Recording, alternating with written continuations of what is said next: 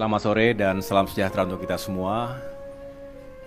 Teman-teman media, wartawan insan pers yang saya cintai dan banggakan, saya bersama Menteri Perumahan dan Kawasan Permukiman, Bapak Marwara Sirait, Menteri Pekerjaan Umum, Bapak Dodi Hanggodo, dan Kepala Otorita IKN, Bapak Basuki, baru saja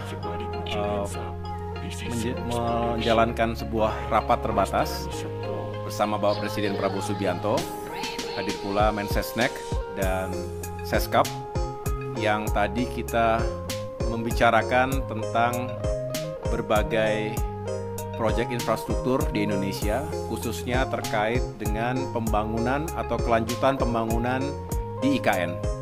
Nanti akan saya berikan kesempatan tentunya kepada Kepala OIKN untuk menjelaskan secara lebih rinci, kemudian juga tentu kepada Pak Menteri yang tadi juga telah membahas berbagai kebijakan yang pro rakyat dalam pembangunan perumahan.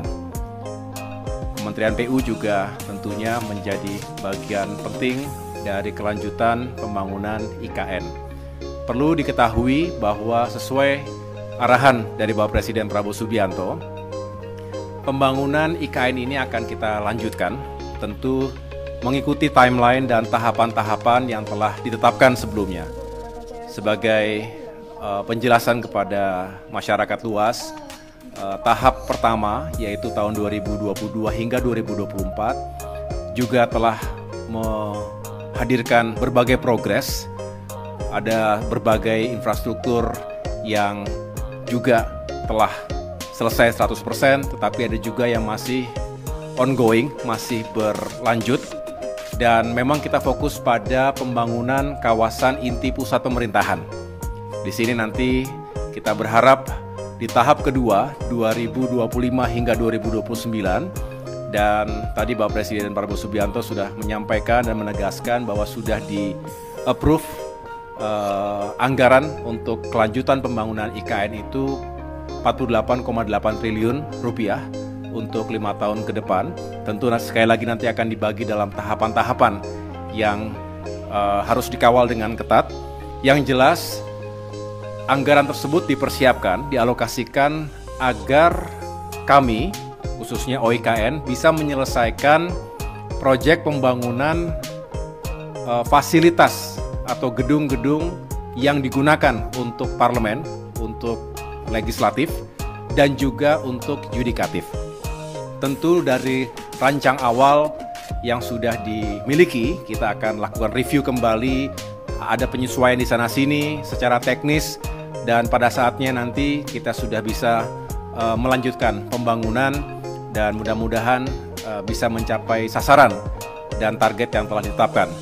Nanti setelah ini Pak Basuki bisa menjelaskan. Tentunya ada yang bersumber dari APBN, ada juga yang bersumber non-APBN. Inilah hadirnya kebersamaan, kerjasama yang baik antara pemerintah dengan badan usaha. Kita juga mengharapkan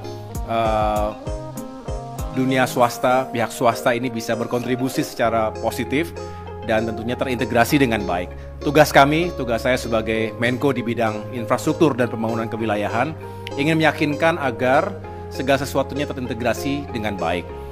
Kami juga tadi membahas beberapa proyek lainnya yang juga sangat penting, diantaranya bagaimana kita harus semakin serius untuk memikirkan keselamatan dan juga masa depan masyarakat kita yang berada, yang tinggal di pesisir utara Jawa, tapi fokus pada pesisir utara Jakarta. Kita tahu ancaman terhadap saudara-saudara kita dari terjadinya land subsidence, banjir rob dan lain sebagainya, ini perlu kita antisipasi dan mitigasi secara serius, dan langkah-langkah pembangunan infrastruktur seperti tanggul, pantai, dan juga pada saatnya karena memang sangat diperlukan pembangunan tanggul raksasa juga ini diharapkan menjadi prioritas. Inilah beberapa penyampaian utama dari Bapak Presiden Prabowo Subianto. Selebihnya pembangunan infrastruktur lain akan dilakukan secara bersamaan. Tentu ada prioritas-prioritas baik untuk mendukung swasembada pangan, swasembada energi dan air, termasuk juga melanjutkan pembangunan konektivitas di seluruh wilayah Indonesia. Demikian penjelasan dari saya. Setelah ini saya persilakan terlebih dahulu kepada Bapak Basuki untuk menjelaskan terkait dengan progres saat ini terkait dengan OIKN. Terima kasih. Terima kasih Bapak Menko. Assalamualaikum warahmatullahi wabarakatuh. Seperti yang disampaikan oleh Bapak Menko, tadi kami melaporkan tentang progres tahap awal yang meliputi pembangunan infrastruktur prasarana untuk bisa dimanfaatkan oleh ASN dan masyarakat lainnya 2025 sampai 2028 tadi. Jadi kami melaporkan pada saat tahap awal 2022 sampai 2024 APBN telah menginvestasikan 89 triliun untuk jalan tol, 47 tower hunian, air minum, sanitasi, embung, kolam retensi, perkantoran, kemudian kantor sekretariat, dan sarana peribadatan seperti masjid dan basilika dan gereja yang kesemuanya dikerjakan oleh Kementerian PU sebelumnya. Kami hanya melaporkan progresnya. Di samping itu ada juga investasi swasta yang sudah di groundbreaking sampai September yang lalu sebesar 58,41 triliun. Ini progresnya sekarang ada beberapa yang sudah jalan, ada yang sudah selesai, ada yang sedang dalam persiapan desain. Kemudian yang tahap kedua, ini yang paling penting, beliau mempunyai target bahwa pada tahun 2028 sudah ditargetkan menjadi ibu kota politik. Oke?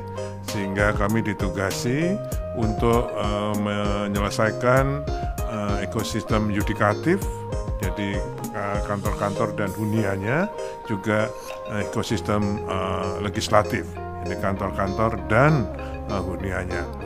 Untuk yudikatif dan legislatif, dulu sudah pernah ada desain dari Kementerian PUPR, basic desainnya, beliau minta direview lagi. Kemudian kami nanti dengan Kementerian PU bersama IKN akan membentuk tim desain yang nanti bisa diarahkan oleh Bapak Presiden tentang kedepannya.